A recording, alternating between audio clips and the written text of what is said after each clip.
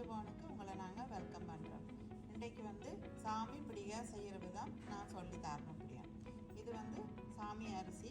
இதை நல்லா கழுவி ஒரு 3 மணிக்கூர் தண்ணியை நீங்கள் நல்லா வடிச்சிட்டு ஒரு 3 ஹவர்ஸுக்கு விடுங்க. அப்படியே விட்டுட்டு இப்போ நாங்கள் அதை நல்லா அரித்து இப்படி மாவாக்கி அதை ஸ்டீமரில் போட்டு ஒரு 20 மினிட்ஸ் ஸ்டீமரில் ஸ்டீம் பண்ணி அந்த மாவை எடுப்போம். அந்த ஸ்டீமர் மாவை நாங்கள் இப்போ ஒரு பெரிய பாத்திரத்தில் கொட்டி அதுக்கு தேவையான பொருட்கள் தேங்காய்ப்பூ அண்ட் இந்த தூள் சர்க்கரை இருந்துச்சுன்னா போதும். ஒரு கொஞ்சம் உப்பும் அதுக்கேற்ற அளவுக்கு. இப்போ நாங்கள் இதை மிக்ஸ் பண்ணுவோம். இந்த மாவோடு சேர்த்து தேங்காய்ப்பூவை மிக்ஸ் பண்ணுவோம். இங்கே ஒரு துண்டு அரிசி மாக்கு சாமிக்கு ஒரு 1.5 தேங்காய் அப்படி போட்டிங்கன்னா தான் கொஞ்சம் கூட நல்லா இருக்கும். அதோட சர்க்கரையும் ஒரு 1/2 கிலோ சர்க்கரை இல்லை கூட தேவையான அளவுக்கு நீங்கள் போட்டு மிக்ஸ் பண்ணுவோம்.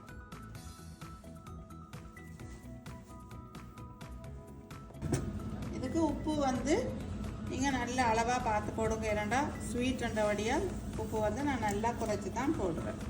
சுகர் அந்த சர்க்கரைன்ற அளவு உங்களுக்கு இதுன்ற கலரை பார்க்க தெரியும். இப்போ தண்ணி ஆட் பண்ணிக்கல ரொம்ப கொஞ்சம் கொஞ்சமாக விட்டு ஆட் பண்ணணும்னா அது குயிக்காக லூஸ் ஆகிடும். இன்னைக்கு மேலே தண்ணி காணமாக தண்ணி நல்லா கொஞ்சமாக விட்டு மிக்ஸ் பண்ணுங்க. இல்லாட்டி உங்களுக்கு அது கூடிச்சுதாண்டா அப்புறமா இருக்காது மிக்ஸ் பண்ணுறது.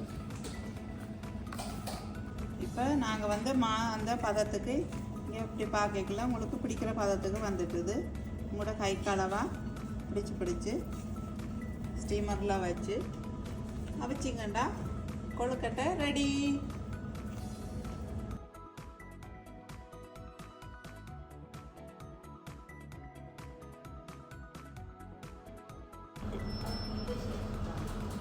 சாமி பிடிகை ரெடி ஆகிட்டுது. நல்லா சூப்பராக வந்திருக்குது. உங்களுக்கு பிடிச்சிருந்தா லைக் பண்ணுங்க, ஷேர் பண்ணுங்க. தேங்க்யூ.